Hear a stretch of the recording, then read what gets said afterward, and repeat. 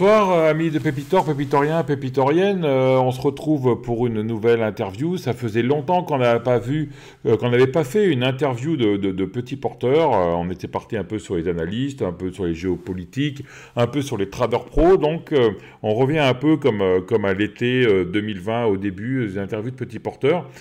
C'est quelqu'un que j'ai rencontré sur Twitter, qui fait souvent des billets d'humeur, d'ailleurs très intéressants et très décalés sur la géopolitique, sur la macro. J'ai discuté avec lui, vraiment quelqu'un de passionnant, et c'est pour ça que j'ai décidé de l'inviter dans notre émission. Je laisse passer le générique et on se retrouve tout de suite.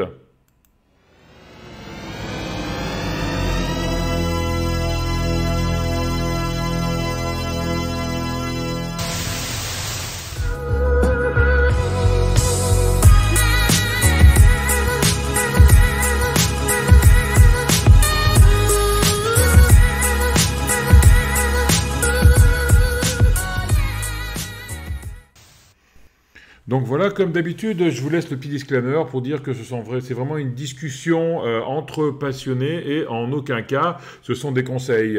Voilà. Et on retrouve Pacific J, donc Joël, c'est ça? Bonjour Joël, comment vas-tu? Oui. Oui, bonjour Denis, oui, c'est ça, Joël. D'accord. C'est moi. Donc tu as voulu rester anonyme, c'est ton choix, mais un beau cadre... qu'on voit un beau vélo, c'est ça, en fer forgé, hein? Oui, c'est un ami qui m'a fait ça. D'abord, bonsoir à tous. Alors, j'espère que j'arriverai à être performant. Je suis pas habitué, hein. C'est la première fois que je passe chez toi. Oh, y a pas de... Oui, c'est un ami qui m'a fait ça parce que il sait que ça a été en partie une grosse partie de ma vie, le vélo. Ouais. Ça a été mon métier à une époque. Donc, voilà, j'ai des amis qui me font des beaux cadeaux, et celui-là, c'est un beau cadeau. Okay. Il m'a fait ça plus d'autres choses. Un maître ferronnier qui m'a fait ça. D'accord, super. Donc, moi, je t'ai connu, comme je disais en introduction, sur Twitter. Tu as commencé à répondre de manière très gentille à la libre antenne. Tu nous as fait des billets géopolitiques, macroéconomiques très intéressants. On a commencé à parler. Et en fait, c'est là où j'ai aperçu que tu es quand même un investisseur, et un investisseur un peu spécial. C'est-à-dire que tu es un investisseur qui regarde les flux des marchés pour pouvoir investir ou sortir ou rentrer.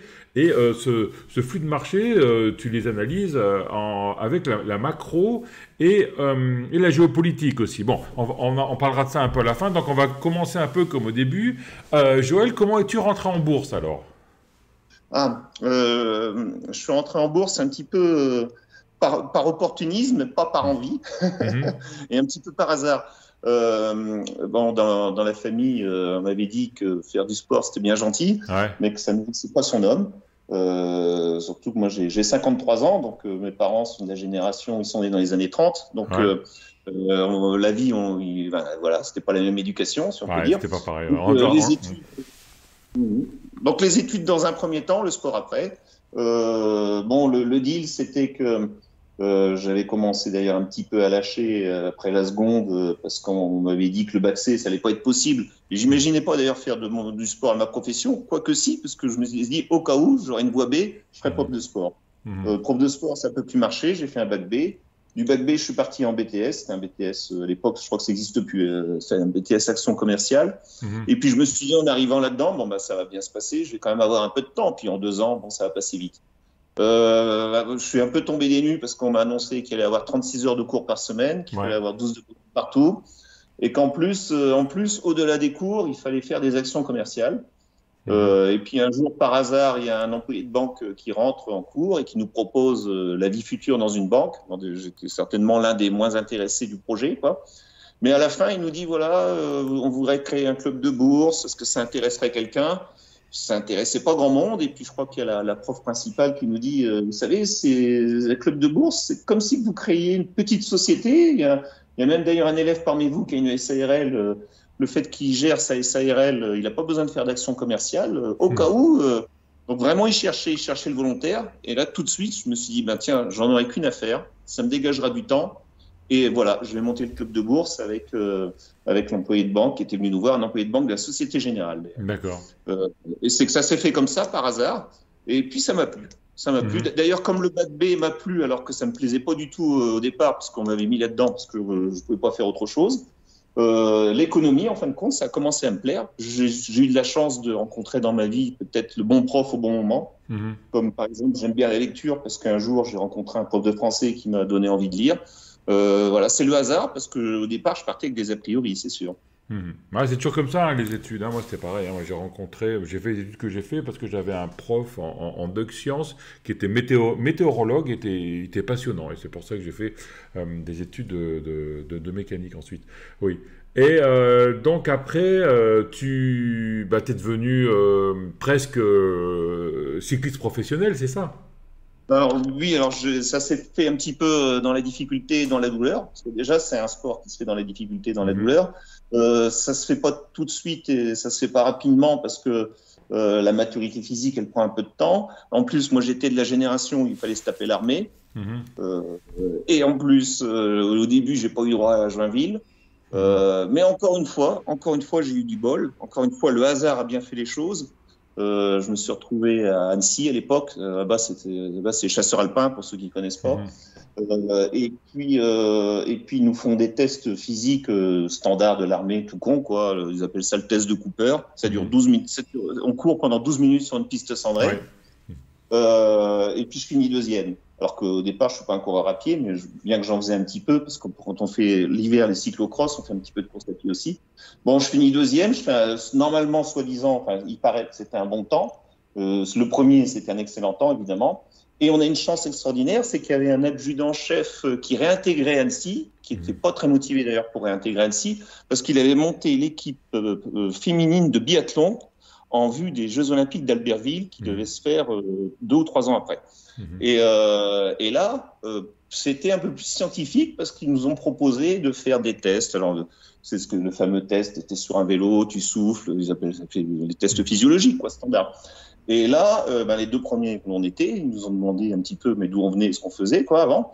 Après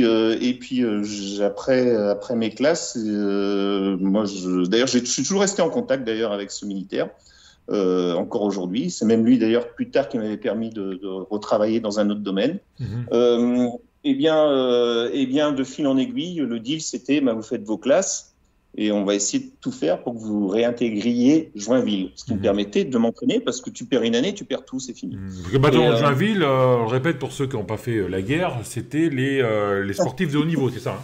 voilà, c'est ça, c'est ça. C'était sportif de haut niveau. Je fais mes 4 mois parce que 2 mois, ça suffisait pas parce qu'à l'époque, 2 mois de classe, moi, je les appelais ça le peloton d'élèves gradés, c'est-à-dire les sous-officiers. Mais les 2 mois, j'avais toujours pas de réponse. Ils disaient, c'est pas grave, on peut faire autre chose. Vous allez faire le peloton d'élèves sous-officiers. C'était pour finir Mhm. sergent. Je me suis dit, mais ça va jamais s'arrêter, l'histoire. Mais quand même, ça s'est fait. Et puis là, j'ai cru que j'avais atteint le Graal, quoi, parce que j'arrive à Joinville. Et puis, je peux me réentraîner tout ça. D'ailleurs, pour la petite histoire, j'y suis allé à vélo parce que Mhm. j'ai même pas le train pour y aller. Mhm. J'ai dormi dans des fossés pendant la nuit pour, Ah pour ouais. arriver à Joinville. Voilà, c'est une histoire un peu dantesque, mais bon, quand on veut quelque chose. Hein. Et Mhm. puis après, quand je suis arrivé à Joinville, là, tu as l'impression que tu étais champion du monde et que ça y est, toutes les portes sont ouvertes. Et là, tu repars à zéro. C'est-à-dire que tu Mhm. tombes sur des gars un peu comme toi, dans tous les domaines. Et là, bon, c'est bien, parce que ça te rend plus humble. Mhm. Là, tu repars à zéro. En fin de compte, là, la concurrence, tu sais ce que c'est, quoi. Là, Ouais. et puis après, de fil en aiguille, les choses se sont faites. Pas tout de suite, pas tout de suite. Mais ça s'est fait quand même. Et puis, comme c'était pas toujours facile et que ça se faisait pas toujours, j'ai toujours gardé un peu cette mentalité de me dire, au cas où, il me faut une voie B si la voie A fonctionne pas. Et ça a été une bonne école de la vie, en fait, très Mhm. rapidement. D'accord. Et tu étais toujours en bourse ou alors tu as arrêté pendant le... Alors après, là, l'anecdote est assez croustillante. Euh, bon, alors, comme je t'avais dit à l'époque, Mhm. l'informatique, fin des années 80, on en entendait tout juste parler, ça Ouais. n'existait pas. Hein. Ouais, on est Donc, de du même âge, on a un an d'écart. Hein. Moi, je suis rentré en bourse avec Eurotunnel. Hein. C'était l'introduction d'Eurotunnel en bourse. Là, c'était le début 90, hein, si je dis pas des bêtises, enfin, je me souviens plus. Excuse-moi, vas-y, je t'ai coupé. Oui, mais donc moi j'avais commencé avant parce que je suis de 69. Mhm. J'ai pas eu de retard pour le bac, donc c'était en septembre 87. Ouais. Septembre 87, on monte le club de bourse. Et puis le gars était vraiment passionné, le gars de la Société Générale, donc on fait le truc à l'ancienne. Ça ferait rire tout le monde, mais on achète les papiers millimétrés, les papiers calques. Et il nous explique le coût des moyennes mobiles Ah avec oui, la Texas les Instruments. moyennes La mobiles Texas hein, sur papier millimétré, donc c'est pas une légende, hein. Non, non, c'est pas une Ouais. légende. La Texas Instruments pour faire nos calculs, enfin vraiment le truc, ça, évidemment, ça peut prêter à sourire, mais quand il n'y a pas d'informatique, on fait comment? Ben, il n'y a pas d'autre Mhm. solution. L'abonnement au Figaro économique, on achète les pages du week-end, c'est les fameuses pages qui ont une couleur un peu, je ne vais pas Rose, être non? vulgaire, mais un peu PQ, hein, Ouais. tu sais, un peu Mhm. PQ bas de gamme, quoi. Les ordres passés manuellement avec du papier.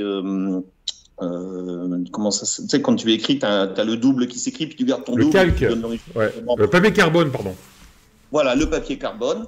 Les ordres qu'on doit normalement passer le lundi, et si jamais on vend pas en semaine, on vend le vendredi, parce qu'on est des particuliers, il faut passer par la banque, il faut déposer l'ordre à l'agence le vendredi. Mais on n'était pas du tout dans un concept, j'achète, je vends, je fais du day trading, je fais Mhm. non, ça n'existe pas, ça. Ça Mhm. n'existe pas à cette époque-là. À cette époque-là, tu achètes, tu investis, et puis tu Mhm. t'attends, et ça peut durer longtemps. Et puis, par hasard, je discute comme ça, et puis je dis, vous savez, quand j'étais en bac B, j'avais un super prof d'éco, il nous Mhm. disait expliquer que l'Asie, c'était le futur, Ouais. qu'en Afrique, il y avait beaucoup de minerais, qu'il y avait beaucoup de matières premières, et que ça pouvait Mhm. servir au développement en général, mais beaucoup pour l'Asie, etc., etc. Et puis, je ne sais pas si tu te souviens, dans les pages du Figaro, il y avait le marché étranger, il y a quelques valeurs au marché étranger. Et puis, moi, je me dis, ben, pourquoi pas, Zambia Cooper. Ah, Voilà. c'était la dernière en plus. C'était celle d'en bas, Ouais. ouais. Pour ça que je me souviens. Elle Mhm. était pas chère. Alors, le raisonnement était un peu idiot parce que je dis, elle est pas chère, donc elle peut pas être moins chère, ça peut monter. Enfin, tu sais, Mhm. le truc quand tu connais rien, quoi. Mhm. Euh, et puis bon, comme je me payais mes études aussi, j'étais dans une région qui économiquement a beaucoup d'industrie. Parfois, je travaillais le vendredi soir jusqu'au samedi matin. J'étais en Mhm. intérim. Enfin, je gagnais un peu d'argent. Je mettais mon argent dans Zambia Cooper, tout bêtement, sans me poser de questions. De toute Mhm. façon, quand t'en as pas et que t'en as un peu, et puis que t'es jeune, et que tu pars avec ta certitude, qui était peut-être une mauvaise certitude, hein, j'en sais rien. Tu pars avec ta certitude, tu fais comme ça. Et puis, comme je te l'ai dit après, moi j'ai mon contrat dans une équipe italienne, je fais ma vie, je rencontre aussi ma femme, donc je suis occupé par d'autres choses. Contrat Euh, cycliste, hein, contrat pro, hein, ouais. oui, oui, Mhm. contrat dans une équipe. Là encore une fois, je suis bien préoccupé parce que, encore une fois, tu crois que tu as atteint le Graal et ça va être facile. En fin de compte, tout recommence à zéro, tout redevient difficile. Et là tu apprends à travailler, et là tu apprends à être sérieux, et là tu apprends à pas faire d'écart. Les repas, tout est calculé au grain de près. Mhm. Les heures de sommeil, tu les respectes. Et puis c'est tous les jours, quoi, par tous les temps, tout. Enfin bref, tu fais un métier, quoi. Mhm. Et ça demande beaucoup de temps et de travail. Et puis j'avais oublié, moi j'avais oublié, enfin je sais pas que j'avais oublié, je savais hein, qu'il y avait quelque chose qui était à la Société Générale et qui était bloqué là-bas. Et puis mes parents recevaient à mon adresse, quand j'étais jeune, quoi, enfin chez eux, quoi, ils recevaient des décomptes, mais sans plus, quoi. Un jour, mon père me dit, tu sais, ça marche pas trop mal, ton placement, ça marche même plutôt bien. Je fais, ah bon, bon. Et puis un jour, quand même, on était quatre à avoir mis de l'argent, une belle petite somme pour des jeunes, Ouais. quoi, quand même. Euh, et aussi, parce que j'ai très vite appris, on était quatre, mais il y avait aussi l'employé de banque Ouais. qui avait mis. Ouais. Et puis un jour, quand même, il nous appelle, et lui, c'est de simple employé, était devenu directeur d'agence dans cette ville, qui est une ville assez importante du département de l'Isère. Mhm. Et il nous dit, voilà, il faudrait que vous veniez. Alors, bon, moi, c'est pas facile parce que j'étais pas très disponible. On est quand même venu. Ça a permis de revoir des étudiants qui étaient plus étudiants, qui étaient adultes comme moi. Donc, on s'est retrouvés à quatre. faire cette réunion. Il nous dit, écoutez, Zambia Cooper, c'est l'Afrique, c'est la Zambie, c'était les Anglais qui étaient là-dedans. Vous savez, l'Afrique, tu sais, l'Afrique, c'est pas... Bon, il y a des mouvements politiques, ça. L'action a pris vraiment beaucoup, vous avez un bon capital, ce serait temps de vendre, on ne sait jamais, ce serait temps de vendre. Et on vend. Et puis moi, je regarde, on était 4 dans le bureau. Oui, il y avait Laurent, Vincent. Et puis, ouais. Donc, on était 4 dans le bureau et je dis comme ça, on fait quoi maintenant? Et donc, le gars de la Société Générale nous dit qu'est-ce que vous faites dans la vie? Alors, on explique ce qu'on fait chacun. Il dit écoutez, ça vous tenterait l'immobilier? Et donc, au départ, l'investissement n'était pas dans la bourse après, il était dans l'immobilier.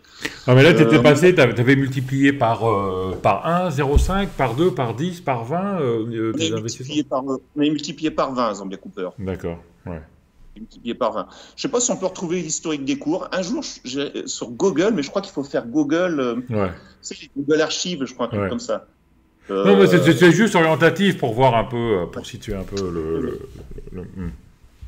Et en plus, je crois qu'elle est décotée maintenant. Elle n'existe plus. Oui, je crois qu'elle existe. Oui. Elle n'existe plus. De toute façon, l'entreprise n'existe plus. Puis la Zambie, c'est l'Afrique, quoi. Un jour, ça change, quoi. Disons que l'Afrique, il y a des mouvements politiques assez majeurs. Puis ça change rapidement, quoi. Donc tu rentres dans l'immobilier alors avec. On rentre dans l'immobilier, tout simplement dans l'immobilier. Je vais dire dans la ville où c'était, parce que c'est quand même assez. C'est ce qui a fait que c'était quand même une bonne affaire, parce qu'on a investi à Vienne, dans la ville de Vienne. Vienne, même si c'est dans le département de l'Isère, c'est devenu en quelque sorte la grande banlieue lyonnaise. On a investi tous les 4. Le montage financier était fait. Alors les taux pourraient faire peur, parce qu'on était content d'avoir un taux à 8,5%. On était content parce qu'on l'avait fait justement avec le gars de la Société Générale. Il nous dit j'ai un bon taux, j'ai un super taux, j'ai réussi à avoir 8,5%. En fin de compte, on se rend compte que c'est ça qui est bon, quand d'ailleurs. Là, on casse des codes parce qu'aujourd'hui, tout le monde a l'impression de faire des affaires dans l'immobilier parce que les taux sont bas. En fait, c'est pour ça qu'en fait, on investit dans la bourse, parce que l'argent qui dort ne rapporte plus. Parce que si on te prête à 8%, ça veut dire que si tu fais des dépôts à la banque, tu n'as rien. Tout à fait. Et puis, le deal, c'était 30% en apport personnel et 70% en globalité pour la SCI, 70% en prêt. Et on s'était fait un montage où alors c'était plus ou moins officieux, c'est pas parce que ça n'existe pas cette forme juridique. C'était qu'on était solidaires les uns les autres, en quelque sorte, pour les loyers. S'il y avait un problème, c'était un peu, on se tapait dans la main comme ça et on faisait comme ça. Et ensuite, moi, j'ai laissé faire, j'ai continué ma vie de professionnelle qui s'est arrêtée en 2002. Et voilà, c'est Richard Virenque, vainqueur du Tour de France. Non, non, c'est pas ça. Non, mais moi, j'étais pas... D'abord, j'ai un gabarit qui ne me permettait pas d'être comme lui. Alors, je suis 1m88, il n'y a que Miguel Indurain qui passe la montagne. Non. Et puis j'étais pas exceptionnel, mais je savais me rendre indispensable dans mon métier par rapport à mes capacités. Donc après 2002... C'était un bon coéquipier, quoi. C'est ce qu'on appelle un porteur d'eau, non? C'est pas ça? Donc, comment on dit ça? Un coéquipier? Moi, j'aimais bien mettre en bonne position quand on courait en Italie les grimpeurs, et après j'adorais les courses en Belgique. Et pour le sponsor, les Italiens avaient la trouille d'aller en Belgique, ils voulaient pas aller en Belgique, donc ils étaient bien contents de trouver un volontaire pour aller retrousser ses manches en Belgique et frotter des épaules avec des gabarits qui rigolent pas. Et puis un gars qui n'a pas peur d'aller au fossé de temps en temps, quoi. Donc je me suis rendu indispensable comme ça. Alors après, écoute, il y a eu l'inflation immobilière, il y avait toujours un peu d'inflation sur les loyers. La ville de Vienne était porteuse. C'est devenu, comme l'avaient imaginé certains, la banlieue lyonnaise en quelque sorte, puisque tu n'es qu'à 25-30 km de Lyon et tu es surtout qu'à une demi-heure de Lyon parce que tu es sur l'axe autoroutier. Donc un jour, on a vendu, quoi. Puis on a bien vendu, tout simplement. L'immobilier, on sait ce que ça a fait, et surtout dans cette zone géographique, on a bien vendu. Et là, je me suis retrouvé avec un capital.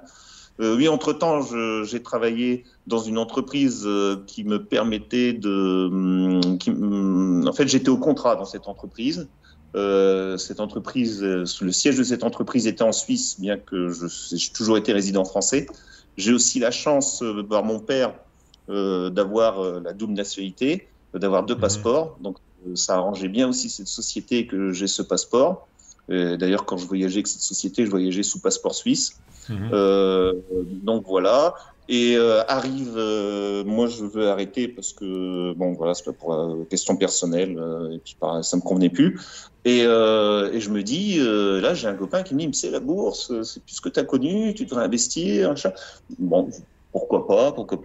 Et puis je discute, j'ai des copains en Suisse qui m'en parlent parce qu'en Suisse on parle quand même beaucoup plus d'argent quand même qu'en France, c'est beaucoup plus facile. Et il me dit, mais je dis, mais moi, je sais pas. Enfin, je leur explique ma vie, ce que j'ai fait. Ils me disent, mais ça t'intéresserait pas? Tu sais, maintenant, il y a de l'informatique. Ça, je fais, tu sais, j'ai pas eu trop eu le temps de m'intéresser à l'informatique. Je tape avec 2 doigts. Ça, mais non, mais bon. Mais c'est à partir de là où tu décides de vivre de la bourse, entre guillemets, non? Alors, je fais d'abord une formation parce que je considère qu'il faut s'instruire tout le temps. Et que tout passe par la formation. Il faut être formé. Il faut bien se préparer avant de faire. Mais en faisant ta formation, tu disais, je vais vivre de la bourse alors. Enfin, non, pas je vais vivre de la bourse. Non, je vais vivre de mon patrimoine, parce que je ne peux pas vivre de la bourse. Voilà, parce que comme il y avait de l'immobilier aussi, oui. Voilà, moi j'avais un patrimoine, je cherchais quoi en faire. J'étais ouvert à tout. Pourquoi pas monter une entreprise? Pourquoi pas? Je savais pas quoi en faire. Enfin, si, on sait toujours quoi faire quelque chose, mais le terme est peut-être mal approprié. Ouais, tu sentais bien qu'avec ce que tu avais comme patrimoine, tu pouvais être ton patron ou tu pouvais diriger ta propre vie, quoi, comme tu le sentais. Oui, et puis après, moi j'ai eu la chance de graviter dans un milieu où on parle beaucoup, où on côtoie énormément de gens. C'est un milieu multinational, le sport. On voit aussi des chefs d'entreprise, parce que surtout dans le cyclisme, il y a les investisseurs sont privés. On ne vit que sur des investisseurs privés dans cette économie. Nous, à Gironde, on a 3 équipes professionnelles de cyclisme près de la maison de campagne. C'est là où ils tournent. Et à chaque fois, les week-ends, ils amènent des sponsors. Et des étrangers. On a une équipe américaine, on a l'équipe israélienne, et la 3e équipe, je ne sais plus laquelle c'est. Et dans le petit village, ils vont prendre le petit-déj là-bas, et tu vois, ils roulent entre eux, mais il y a toujours 2 ou 3 sponsors qui viennent passer le week-end. Toujours ce qu'ils appellent. Et les sponsors, normalement, c'est les chefs d'entreprise, quoi. Oui, et puis ça peut être aussi celui qu'on emmène dans la voiture du directeur sportif. Mais tu dois avoir IF Education First, Israel Startup Nation. C'est ça. Academy Startup Nation, je ne sais plus. Enfin, Israël avec l'équipe de From actuellement, et Michael Woods, chez Israël. Et puis la 3e, je sais pas, quelle couleur les maillots? Je sais pas. Je sais pas. Je sais qu'il y avait les Garmin, alors maintenant c'est IF. Il y avait Israël Startup, ouais, parce qu'on voit souvent les voitures. Et puis la 3e, je ne sais pas laquelle c'est. Je sais pas. Il faut que je me renseigne. Donc, oui. Et puis donc je décide de me former. Et comme je suis un peu insistant de nature et que j'ai du mal à lâcher quelque chose quand j'ai une idée en tête, un jour il y a un gars qui me dit, un gars qui est agent de coureur et qui est aussi très très bien formé en bourse, qui est un peu plus âgé que moi, et qui a tout placé en investissement, comme il a placé son argent en totalité en bourse. Il me dit, écoute Joël, il faudrait que tu ailles aux États-Unis parce que c'est là-bas qu'on se forme le mieux. Je lui dis, écoute, pas trop mal, mais bon. Il me dit, non, voilà, je vais t'expliquer. Je peux citer la société qui m'a formé ou pas? Oui, pas de problème, oui. On est un petit média, il n'y a pas de... D'accord. C'est Joël Wissing, Money Maker Edge. Money Maker Edge. Et il avait monté un petit pôle formation, peut-être avec un associé, je ne sais plus qui, au Québec. Et ce qui fait que la formation, je l'ai suivie au Québec, en francophone, quoi, en français. Heureusement, parce que c'était quand même un bon niveau, quoi. Alors, on apprend les techniques. D'un côté, on apprend les techniques. C'était technique? C'était plutôt analyse technique ou analyse fondamentale? Non. le module que j'avais fait, moi, c'était du technique, des cas concrets. On faisait même des passages d'ordre pendant la formation, du passage d'ordre. Hein. Et puis, il y a quand même un volet qui est très important sur comment je pourrais dire, trouver le mot le plus juste, un volume qui est très important sur la psychologie, mais c'est sur les prix, aptitudes à s'informer. Les aptitudes à s'informer, la psychologie de marché, mais les aptitudes à s'informer. Et j'ai retenu des choses essentielles et fondamentales là-dessus. Et c'est là qu'on peut faire la différence. Moi, si j'ai envie de passer un message aujourd'hui, c'est de dire que c'est l'information, c'est par la formation qu'on peut faire la différence. La bonne information, par contre. Mais ça arrive après, hein. C'est qu'au début, en fait, tu cherches des patterns, des setups, tout ça. Et puis après, les setups, tu n'en as plus besoin. C'est-à-dire que tu sens le marché, tu sais que là, par exemple, on a un rebond, mais tu sais que c'est juste un rebond qui risque d'y avoir une autre jambe de baisse. Enfin bon, ça après, c'est un peu de... Ouais.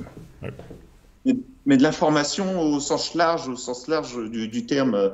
C'est-à-dire que on peut partir d'un cas concret. Ce qui se passe aujourd'hui, par exemple, l'Ukraine et la Russie. Bon, j'ai fait après, tu as vu, j'ai fait un petit billet d'humeur là-dessus, mais c'est pas ça le fait. C'est que l'information, la meilleure information que tu peux avoir, c'est l'information que tu peux avoir avant. C'est là, elle est là la recherche de l'information. Quand je disais l'information, les États-Unis disaient qu'il y aurait une sanction, quoi qu'il arrive, sur le gazoduc Nord Stream 2 qui part de la Baltique et qui arrive directement en Allemagne. En fin de compte, l'information, elle est là. Tout le reste, c'est de la... Ouais, ça date de Trump, ça. Hein, ça date de Trump, ça. Donc ça date de 2-3 ans. Hein. Tout à fait, ça date de Trump. Et l'information essentielle, elle est là. Les États-Unis, quand même, dirigent le monde, quoi qu'on en dise, qu'on soit pour ou contre, c'est un fait, c'est comme ça. Et c'est pas autrement. Pour l'instant. Pour l'instant, c'est vrai. Mais ils ont tout. Mais bon, le roi dollar se porte encore bien quand même pour le moment aussi, d'ailleurs. Est-ce que ça va durer? C'est vrai qu'en ce moment, il se passe plein de choses. Ça bouge de partout. L'Arabie Saoudite qui se fait payer en yuan. Je pense qu'on est en train de vivre un chamboulement très profond et beaucoup plus profond qu'une guerre, même si c'est toujours dommage. Mais enfin, bon, des guerres. C'est toi qui m'as dit il y a 54 conflits dans le monde en même temps. Je sais pas. J'ai entendu ça aujourd'hui à la télé. 64. 64 conflits en ce moment. Et justement, il faut se poser la question, il y a 64 conflits en ce moment. Pourquoi celui-là fait l'événement et pas les autres? Parce qu'il y a l'énergie avec. Voilà. L'Arabie Saoudite qui s'acharne sur le Yémen et qui fait c'est pas très joli ce qui se passe au Yémen quand même. C'est pas un problème. Voilà. Après, il faut creuser. Après, moi, j'ai ma théorie là-dessus. Hein. Moi, j'ai toujours dit que c'est immanent en fait au sujet ce qui se passe actuellement, mais l'économie en fait ce sont des forces qui s'affrontent. Les marchés, les entreprises s'affrontent les unes aux autres. Les nations s'affrontent aussi entre elles. Elles sont en concurrence. Elles s'affrontent pas dans le sens dynamical. Elles s'affrontent dans le sens économique du terme. Je pars du principe que le concurrent économique des États-Unis, c'est l'Europe. C'est pas la Chine pour toi? Pour moi, c'est l'Europe. Le concurrent économique à économie comparable, parce que la Chine est dans autre chose. Alors, la Chine évolue très vite. La Chine rattrape ses retards dans beaucoup de domaines. Mais la Chine, elle s'est énormément développée, c'est vrai. C'est vrai qu'elle s'est énormément développée, la Chine. Mais la Chine, elle faisait quoi au début? Elle ne produisait que pour les Occidentaux. Elle produisait des biens de consommation sous licence occidentale et sous marque occidentale. La concurrence réelle des grandes marques, la concurrence réelle de la haute technologie, la concurrence réelle des brevets, la concurrence réelle de l'intelligence économique, elle se retrouve où? Elle se trouve axée sur deux pôles, d'un côté les États-Unis, de l'autre côté l'Europe. La Corée, le Japon, non? Peut-être un peu, non? Et le Japon, oui. Le Japon aussi, c'est vrai. Le Japon aussi. Et le Japon en fait partie. On a bien vu d'ailleurs comment ça s'est fini au Japon lors de la Seconde Guerre mondiale. C'est vrai que le Japon est là aussi.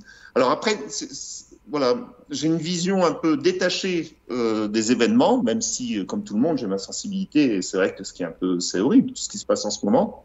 Mais j'essaie toujours de voir avec un certain Ouais, parce que recul. hors antenne, toi, tu me disais que c'était prévisible, en fait. Tu me disais, j'aimerais bien que tu répètes ça, tu me disais qu'en fait, que c'était la fin d'un cycle économique, et la fin du cycle économique, si on ne trouve pas de solution, c'est la guerre.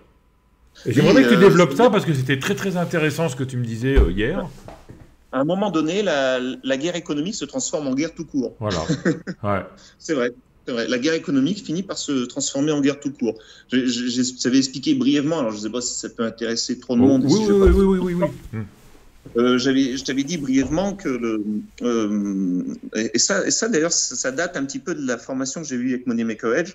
En fin de compte, l'économie, le capitalisme au sens noble du terme, c'est comme un animal en mouvement, en quelque sorte. C'est un animal en mouvement et il évolue à travers l'histoire et à travers l'histoire même de l'humanité ces derniers temps. On part d'une économie qui est pas développée avant l'ère industrielle, qui est plus une économie de la rente foncière et où les concurrences de marché, c'est quoi? C'est de gagner du territoire pour la rente foncière.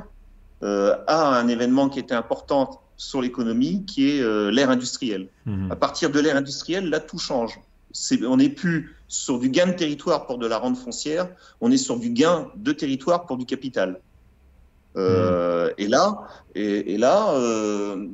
bon, il faut connaître un petit peu les cycles économiques et les cycles de marché, mais tu sais que je t'en avais parlé, je l'ai même écrit dans certains éditos.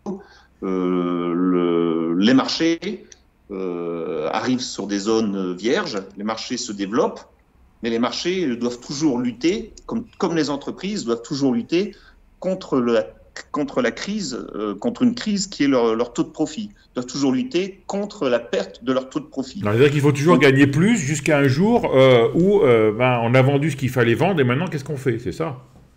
Voilà, en imageant, tu arrives sur un territoire vierge, tu es le seul, tu as une entreprise de maçonnerie, au bout d'un moment, tu ne seras pas tout seul. Et puis, au bout d'un moment, tu n'es pas tout seul, donc tu vas lutter contre la concurrence. En luttant contre la concurrence, tu vas lutter pour améliorer tes marges. Une fois que tu auras lutté pour améliorer tes marges et que tu seras sur un territoire qui sera skillé, qui ne sera pas plus grand, où tu ne peux pas t'étendre, tu vas lutter sur la rapidité, sur ta rapidité de circulation de marchandises. Et au bout d'un moment, tu arriveras sur un marché saturé. Et tu vas crever les pneus du voisin, et c'est là où c'est la guerre. Et on est en crise. Alors quand il y a une crise, eh bien, le marché, naturellement, il doit il cherche sa solution. Et la solution, elle est arrivée. Au fil de l'histoire, la solution, elle a été trouvée. D'abord été trouvée en Europe avec les périodes de colonisation, où là, on est allé sur des territoires vierges. Il y a eu, après, la découverte des Amériques. Aux États-Unis, lorsqu'une saturation de marché est arrivée depuis la côte Est, la frontière de l'Ouest d'un territoire devenait la frontière de l'Est. Et c'est la fameuse histoire que tout le monde connaît, la conquête de l'Ouest. Mais c'est ça, hein, elle est d'ailleurs très bien représentée, je crois. C'est une œuvre d'art qui est exposée aux États-Unis, où tu vois la conquête de l'Ouest avec une femme qui prend toute la place du tableau. Et elle représente la fécondité. Derrière, tu as les chariots, et puis les autochtones, les Indiens, qui sont en guerre avec des militaires, quoi. Je ne sais pas si ça dit quelque chose, ce tableau. Pas du tout. Ouais. Hein, donc l'image est là. Et puis, et puis un jour, la frontière de l'Ouest qui devient la frontière de l'Est, ça s'arrête, quoi. Ça s'arrête, et là on arrive au début du XXe siècle, hein, et puis on connaît les épisodes, les différents épisodes. Je résume le plus possible, hein. Il y a eu les 2 guerres mondiales, malheureusement, les 2 charniers, et comme par hasard, ces guerres, tu vois, elles sont toujours en Europe, elles sont toujours au cœur du marché, elles sont pas ailleurs. Les gros événements de notre histoire, c'est là où le marché est le plus fort, le marché le plus dense, le marché le plus riche. Et puis, ce qu'on en vit aujourd'hui, moi je le considère comme ça, et j'en parle avec d'autres, hein, avec d'autres amis. Tu as eu Internet quand même. Internet, c'est ce qui a permis la conquête de l'Ouest. On retrouve des nouveaux marchés en fait. Oui. Ce que l'on vit aujourd'hui, moi j'en discute souvent avec d'autres amis qui sont très intéressés sur le sujet, et on en vient plus ou moins à la même conclusion, c'est que Tu sais que dans les années 70, la fin des années 60, début des années 70, les balances commerciales de l'Europe et du Japon se sont rééquilibrées. Après 1945, il y a eu le plan Marshall, tout était détruit en Europe. Au Japon, on sait ce qui s'est passé, c'était encore pire. Les plans de refinancement de ces économies ont permis, presque 20 ans après, un peu moins de 20 ans après, à un équilibre des balances commerciales de ces pays qui étaient endettés et qui se sont reconstruits, qui ont grandi avec leur marché économique. Et à nouveau, on est arrivé à un point de rupture, à une saturation de marché. Et les États-Unis, qui étaient dépositaires des stocks d'or d'ailleurs de toutes ces économies et qui étaient dépositaires du dollar en tant que monnaie de change à travers le monde, eh bien, ils ont cassé les accords de Bretton Woods. C'est un événement très important, ça, dans l'économie moderne. Hein.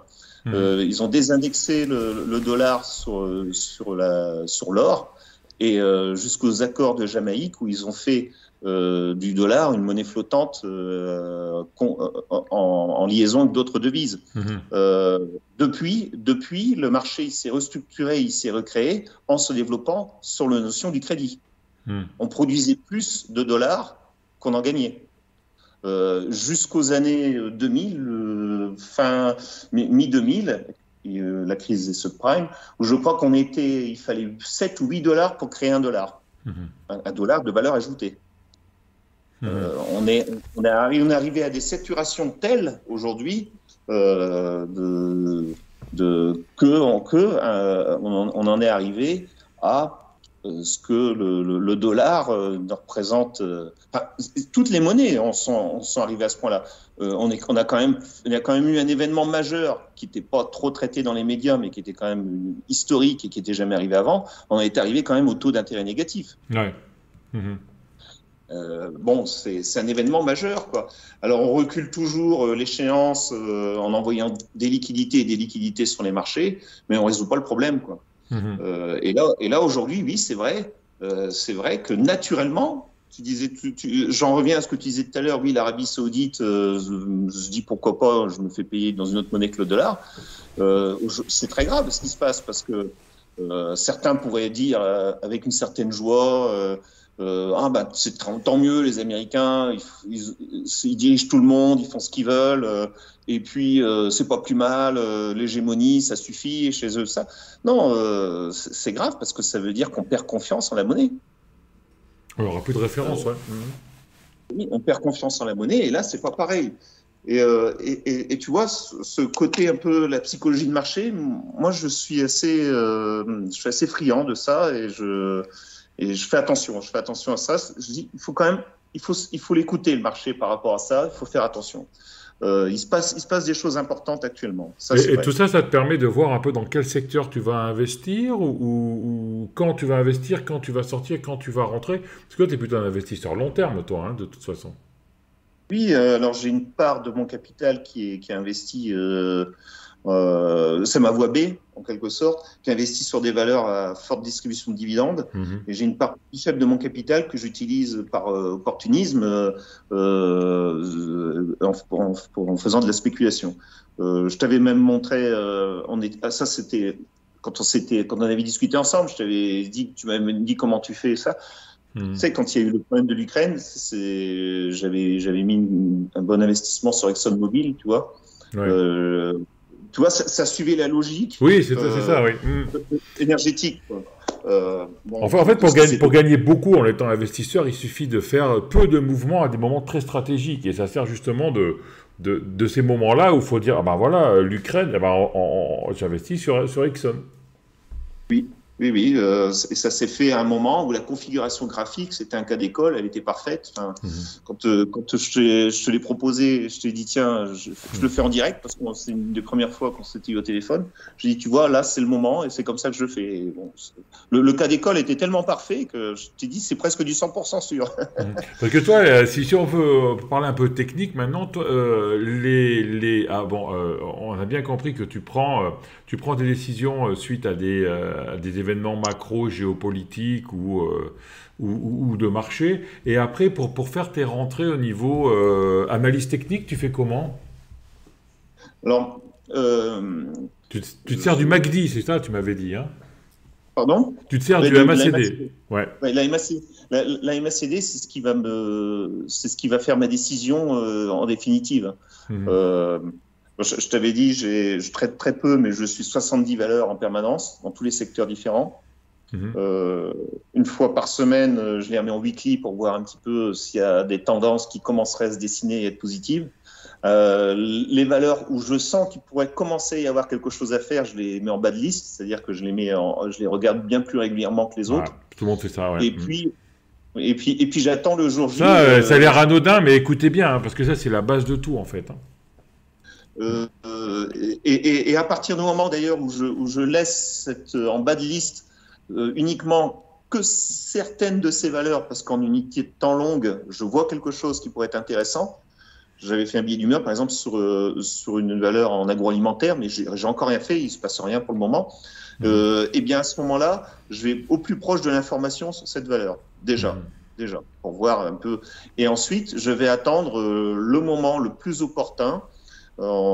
Après, c'est de la technique pure et simple que beaucoup connaissent, hein. Je descends en unité de temps. Et là, après, j'utilise les outils que beaucoup utilisent, enfin, que tout le monde connaît. Bon, déjà, les doji te donnent évidemment des indications, mais j'utilise Ishimoku.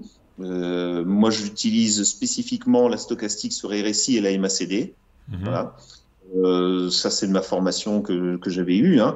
Et j'attends lorsque je vais le dire carrément comme la technique que l'on m'avait appris, c'est-à-dire qu'après on redéfinit sur les mouvements du cours, on met des points spécifiques, tu vois, de repli ou de rehausse de courbe sur la valeur qu'on en a retenue.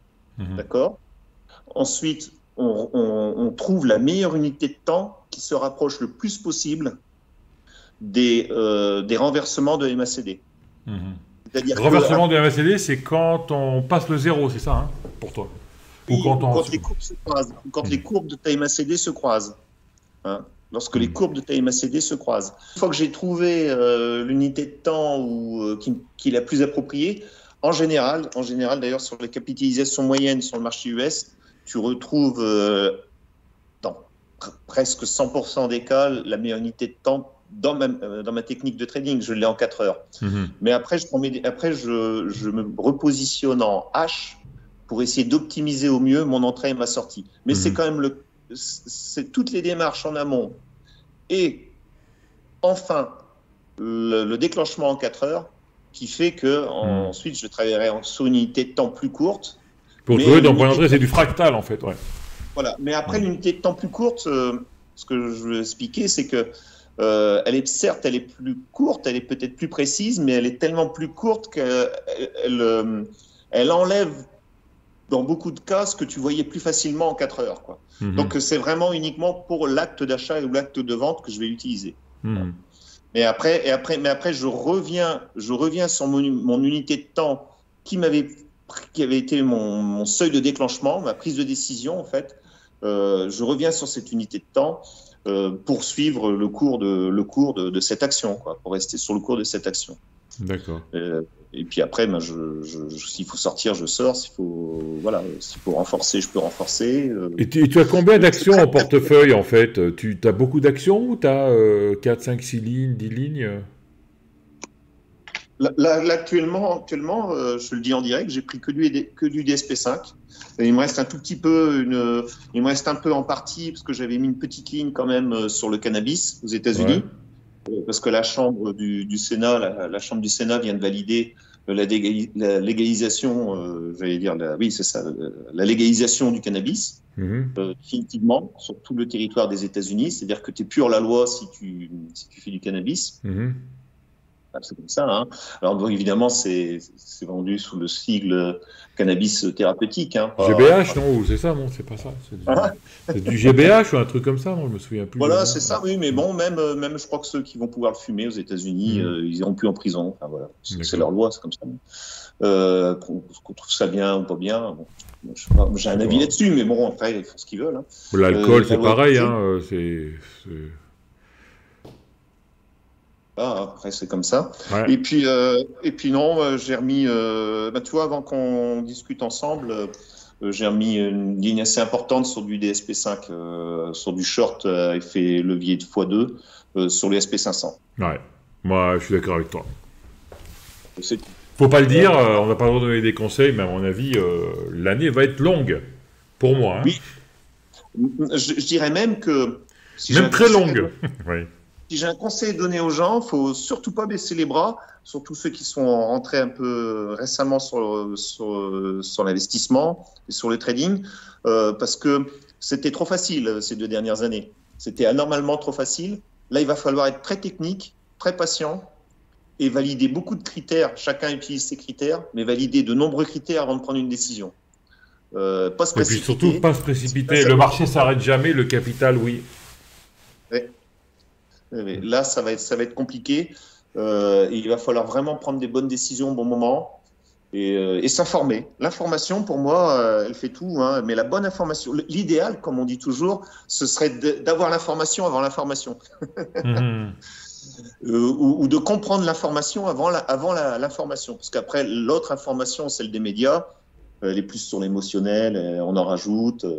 Et puis on va pas sur les faits. Le but c'est de vendre des feuilles comme on disait avant. Le but c'est de vendre du journal, si on te vend que tout va bien, on vend rien. Hein. Et puis il faut vendre que quelque chose va mal. Et en plus il faut dire que ça va très mal et que ça va très très mal et que ça va de plus en plus mal parce qu'il faut vendre de plus en plus de papier. Ben bon, c'est ça.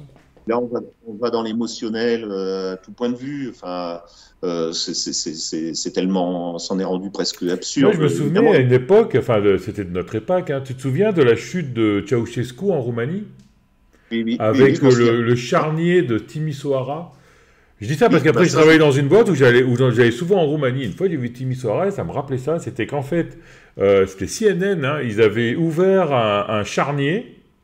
Oui. Et ils disaient que c'était Ceausescu qui avait tué tout le monde et qui les avait mis là-dedans. Et en fait, c'était la fosse commune du cimetière municipal. Oui, mais ça avait fait tomber Ceausescu. Voilà, après, c'est le jeu de l'information. Hein. Il faut. Si les gens ont un peu des doutes et se disent tiens, là, Joël, il nous sort un truc, l'histoire de Nord Stream 2, machin, mais c'est quoi ça fait le complotiste, quoi, comme on dit aujourd'hui. À partir du moment où d'ailleurs on dit ça, on est disqualifié, on ne peut même plus discuter. Les discussions s'arrêtent. Je ne discute plus quand on me dit ça, ouais. Voilà, non, mais ça veut dire que déjà, si on me traitait comme ça y est, je suis disqualifié. Moi, je dirais que si les gens ont des doutes, s'ils ont un peu de temps à perdre, parce que tu sais, comme on a discuté un peu ensemble, et que je t'avais dit que ma mère était originaire de Rijeka, Rijeka, c'est une ville à l'est de la Vénétie, c'est en Croatie. Donc évidemment, il y a eu la période des années 90, puis j'ai entendu des intervenants sur ton excellente chaîne, d'ailleurs, qui en parlaient. Je crois que c'était Ricardo, c'est ça? Ricardo, il est aussi assez macro-géopolitique, lui. Et j'ai envie de dire aux gens, si les gens peuvent avoir des doutes sur les propos des uns et des autres, ou se disent mais non, puis ce qu'on nous dit c'est vrai, ou ce qu'on nous dit c'est déformé, puis vous voyez pas les choses comme il faut, tout ça. Moi je dirais, prenez 5 minutes par exemple, puis achetez l'excellent livre de Jacques Merlino, qui s'appelle, je crois, La vérité yougoslave. Non, les vérités yougoslaves ne sont toutes pas bonnes à dire, je crois, quelque chose comme ça. Et Jacques Merlino, c'est un ancien journaliste de France 2, donc déjà ça y est, il coche la bonne case, hein, donc c'est un gars bien. Non, mais surtout, il était militant à Human Rights, comment on dit en français, il était militant aux droits de l'homme, voilà. Et il avait enquêté sur le terrain après la guerre de Yougoslavie avec des hauts dignitaires, notamment des Norvégiens pour le prix Nobel de la paix, il y avait des Japonais, des hauts dignitaires aussi de l'association internationale, enfin de l'ONG des droits de l'homme, etc. Et puis en fin de compte, l'enquête a fait que ça n'a jamais été évoqué dans les médias. Et il s'est dit, mince, je vais quand même écrire ce que j'ai vu, ce qu'on a vu de notre enquête, quoi. Et là, on se rend compte que c'est bien plus compliqué que ça, quoi. Je veux dire, aujourd'hui, on est en train d'instrumentaliser tout ce qui se passe. Alors d'un seul coup, Zelensky, c'est un gars bien. Poutine, c'est un gars qui est pas bien. Moi, je dis que les deux, de toute façon, ils sont particuliers. C'est pas des enfants de cœur, faut pas rêver. Il faut quand même se souvenir que Zelensky était en tête d'affiche des Panama Papers il n'y a pas si longtemps que ça. D'ailleurs, il y avait Mediapart qui en avait parlé. Aujourd'hui, Mediapart n'en parle plus. Et puis, il y a toute une histoire qui est bien plus longue, qui ne se limite pas à l'événement d'aujourd'hui. Il y a une histoire qui date depuis le communisme et depuis Staline. Et puis le communisme a fait des dégâts monumentaux. Il fait des dégâts monumentaux dans l'histoire de l'Europe centrale et de l'Europe de l'Est jusqu'en Russie. Et on est toujours, on récolte toujours tout ça, quoi. Ouais. Bref, tout ça pour dire qu'il faut faire attention. Quand on a ce genre d'informations déjà et qu'on en est là, c'est déjà trop tard. Quand on fait de l'investissement, quand on fait du trading, les informations où d'un seul coup ça devient de l'émotionnel et tout le monde là, et on la comprend, mais on l'a comprise trop tard, c'est pas bon. Et si on veut investir au bon moment et être le plus précis au bon moment, eh bien il faut essayer d'avoir déjà des outils qui nous informent, qui soient de qualité. Et puis quand on voit quelque chose qui n'est pas tout à fait comme d'habitude et qui paraît un peu anormal, ben là il faut creuser. Hein. Comme me disait ma mère, qui avait suivi une formation d'un bon niveau, je crois, pour l'époque, elle disait, tu sais, une question, tant que tu n'as pas la réponse, ça reste toujours une question. Hein. Ouais. Donc il faut creuser, il faut chercher. Hein. Et quand on voit que tout le monde est aligné et a le même discours, c'est qu'il y a quelque chose et il faut chercher, il faut creuser. Et puis de toute façon, quand on creuse, on trouve un peu. Puis des fois, quand on veut regarder, on regarde. Quand on ne regarde pas, on regarde la télé, quoi. C'est tout. Moi, par curiosité, un jour, j'avais entendu sur une de tes chaînes, j'ai un peu de mémoire, j'ai hérité ça de ma mère. Il me semble que de mémoire, tu nous avais parlé de la Catalogne, là, c'est ça? Ouais, moi j'habite en Catalogne, ouais. Alors, je ne connais pas toute l'histoire, mais bon, on n'est pas là pour parler de ça, parce qu'on parle plus de training et d'investissement. Mais je sais que c'est accessible à tout le monde. Hein. Les gens peuvent se poser la question tout simplement. Ils vont sur le site de l'Union européenne. Et puis, apparemment, l'Union européenne rêve d'une région qui irait de Barcelone à Perpignan, quoi. Donc, déjà, il y a quelque chose qui n'est pas logique, qui n'est pas clair. Voilà. Et en fin de compte, il faut creuser. Quand il y a des événements qui paraissent inattendus, quand on ne comprend pas quelque chose, il faut essayer de creuser. Hein. Et puis c'est ce que dit toujours Pierre d'Active Trade, tu sais, sur notre chaîne, il dit toujours, il faut suivre l'argent. Et si vous suivez l'argent, vous avez 9 fois sur 10 la réponse. Et c'est vrai.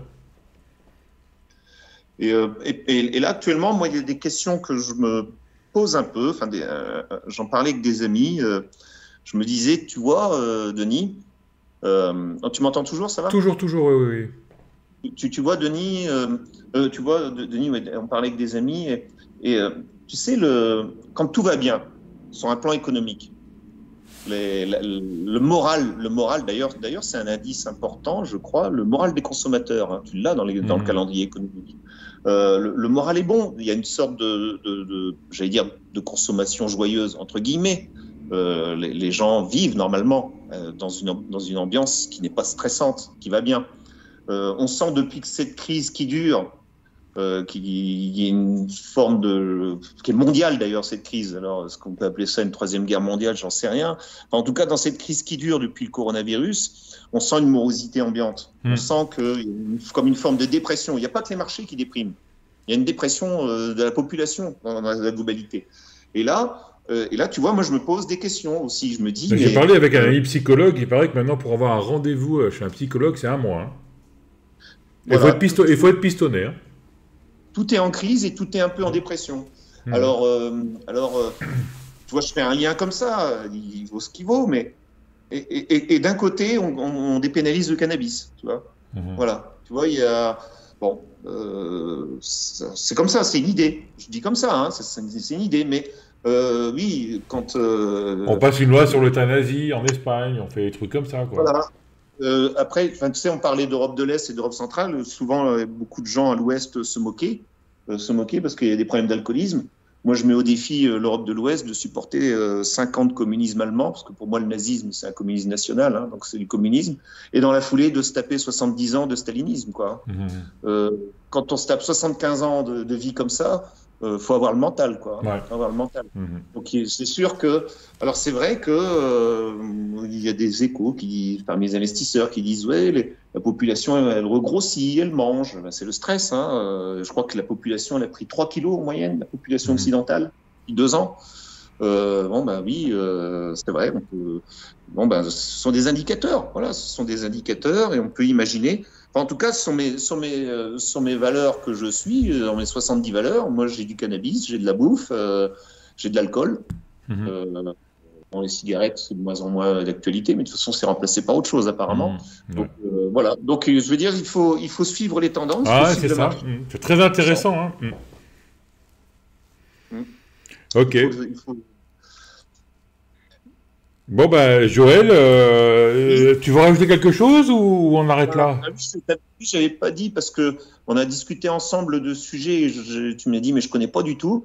Qu'est-ce que je fais des 70 ou 80% de ce qui me reste? Voilà, c'est ça, Oui, voilà, vas-y. Oui. Et je t'avais dit, je suis dans des valeurs à fort dividende. Eh bien, écoute, alors, ça pourrait être long à expliquer, mais à la rigueur, aujourd'hui, avec Internet, on a accès à tout. Je les investis dans des REIT US, REIT US, des REIT US et une BDC. Donc, moi, c'est toujours l'immobilier, c'est ça, hein, les REIT. Hein. Voilà, c'est de l'immobilier, c'est l'immobilier coté en bourse aux États-Unis. Moi, c'est ma voie B, c'est-à-dire que je sais qu'en mettant X euros en investissement, je sais que sur l'année, j'ai X distribution de coupons ou de dividendes. Et voilà, à partir de là, je suis serein, j'enlève le stress. Et c'est pour ça que je ne suis pas stressé en me disant, il n'y a rien à faire, je fais rien. Parce que je sens bien que c'est normal, on a tous connu ça. Hein. On est là devant les écrans, puis au bout d'un moment, on fait rien, on fait rien. Bah oui, on fait rien, il n'y a rien à faire. Puis au bout d'un moment, on fait quand même. C'est là qu'on fait des conneries. Parce qu'on culpabilise, on fait rien. Et puis on se dit, mais si on fait rien, je vais rien gagner. Le gros problème quand même, quand on est dans cette activité-là, c'est le stress. Le stress et le faux, il faut le combattre. Chacun le combat à sa façon. Moi, je le combats comme ça. Et puis tout le monde n'est pas, je ne considère pas comme étant très bon, quoi. Et les gens les plus connus, et notamment sur ton site, ce sont des bons. Hein. Faut être honnête. Hein. Tout le monde ne peut pas s'appeler David Renan ou Michael ou d'autres. Hein. J'en oublie, donc je voudrais pas. Ils se reconnaîtront les autres. Il y a des gens qui sont très bons et il faut reconnaître ce que l'on est. Soit on est moyen, on n'est pas très bon. Et à ce moment-là, il faut s'adapter, quoi. Et moi, j'admire certaines personnes, mais je suis pas à leur niveau. Donc, j'ai fait au mieux. Voilà. Merci pour tout. J'espère qu'on te retrouvera rapidement sur la libre antenne avec tes petits billets d'humeur.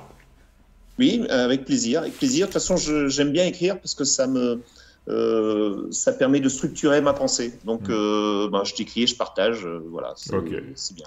D'accord. Merci Joël. Merci Joël. Comme d'habitude, si vous avez aimé, mettez un pouce bleu, laissez des commentaires, abonnez-vous à la chaîne, faites sonner la cloche et n'oubliez pas qu'on a ouvert une boutique depuis le début de l'année et on propose les formations de Tino, le coaching de Tino, l'intégrale de Trado avec un prix très intéressant, tous les e-books, les vidéos de Trado. Et Michael Landreau, justement, de qui on parlait avec Tino, abonnement au salon. Voilà. Donc, merci à tous. Puis pensez à nous. Et puis, au revoir. Ciao, Joël. Ciao. Merci à toi. À bientôt. Ciao, ciao.